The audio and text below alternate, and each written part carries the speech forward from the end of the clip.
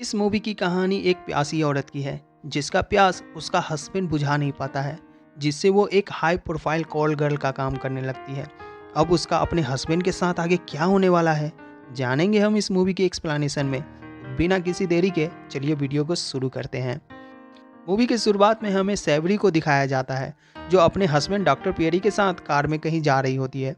उस वक्त दोनों रोमांटिक मूड में होते हैं, लेकिन अचानक उसका हस्बैंड उसे कार से उतारने की कोशिश करता है। जब वो नहीं उतरती है तो दो नौकर उसे ज़बरदस्ती उतारता है और उसे एक पेड़ के नीचे बांध देता है। डॉक्टर पियरी अपने वाइफ का कपड़े फाड़ देता है और उसका नौकर सैवरी पर कोड़े बरसाने चालू कर देता है।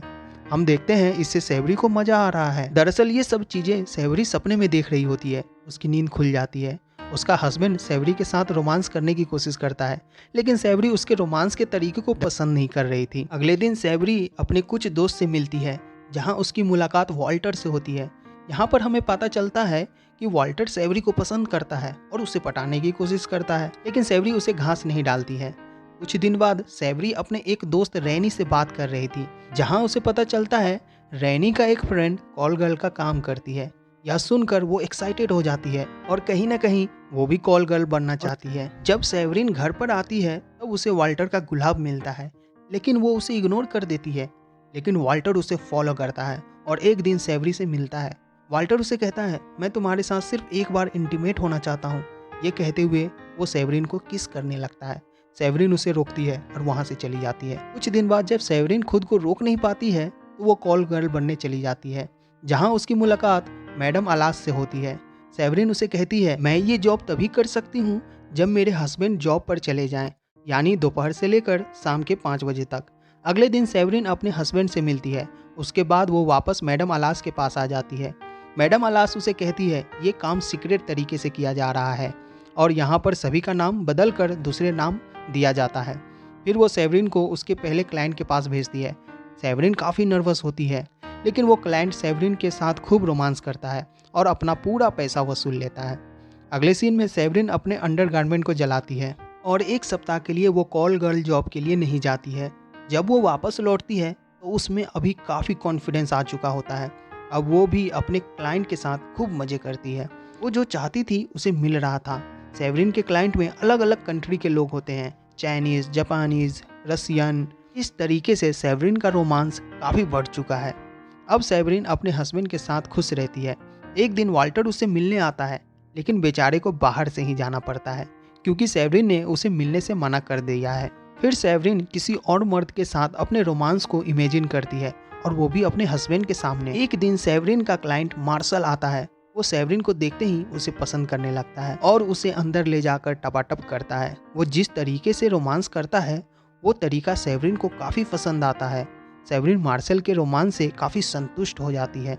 जब वो हस्बैंड के साथ होती है तब वो मार्शल को याद कर रही थी। उसे अब मार्शल पसंद आने लगा है। उधर मार्शल का भी यही हाल होता है।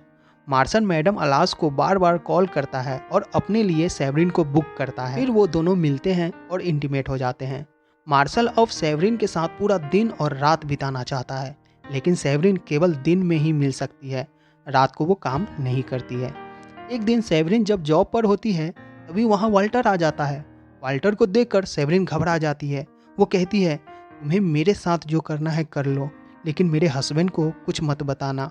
वाल्टर कहता है, मैं तुम्हारे साथ इंटीमेट होना चाहता था, लेकिन कॉल गर्ल की जॉब ने तुम्हारी वो कशिश खत्म कर दिया जिसे मैं पसंद करता था।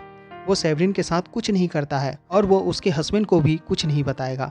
फिर वो पैसे देकर वहाँ से चला जाता है। यहाँ पर सैवरीन का दिमाग खुलता है और उसे एहसास होता है कि मैं कुछ गलत कर रही हूँ।